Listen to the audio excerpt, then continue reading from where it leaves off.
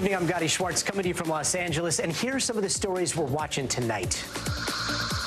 Americans can rest assured that our banking system is safe.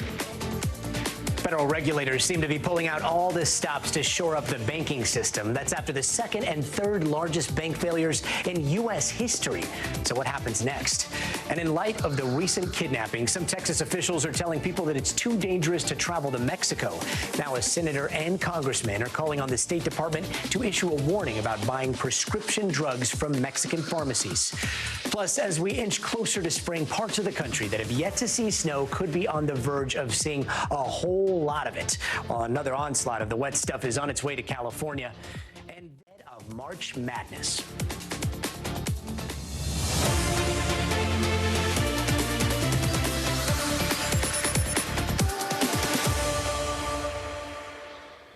Is your money safe? That's the question on the minds of a lot of Americans tonight after that historic in assets. Friday, one goes down, then a couple days later, the next. How did Signature Bank get wrapped into all this? Meanwhile, Kohlberger is expected to be back in court in June. And turning now to the weather, rain, snow, winds, you name it in California. And still to come, clashes at the southern border. Hundreds of migrants rushing the border tried to force their way past federal officials.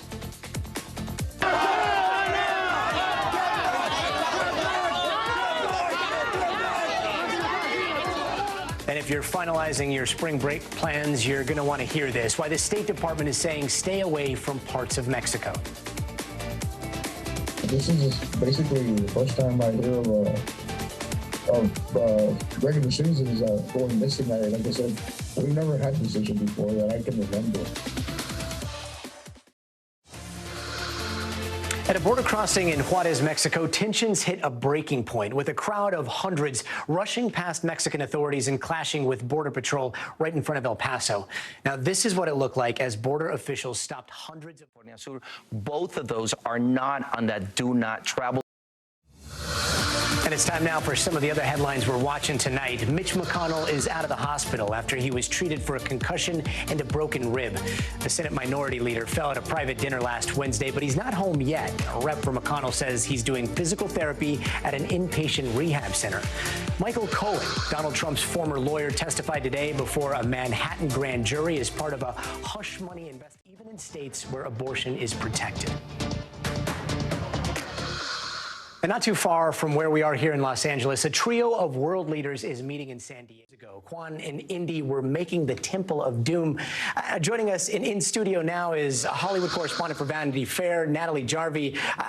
Natalie, did you get any sleep last night? Vanity Fair, that's like the hottest party in town. He's sitting here with you now, feeling good. Let's talk just real quickly about that reunion. That everything, everywhere, all at once was literally the description. Now, normally right around this time of night, I'd be showing you a bunch of stories that really moved us. But tonight, since it's our first show together, I wanted to share this guiding principle that This is my universe. This is Kira Schwartz. This is my wife, Kimmy Schwartz. They came to our first show to say hi. Can you say hi, Kimmy? Hi. Hi. Again, thanks so much for joining us. I'm Gotti Schwartz. Here's to tomorrow. But until then, stay tuned now. Say bye. Say bye. Bye-bye. Good job.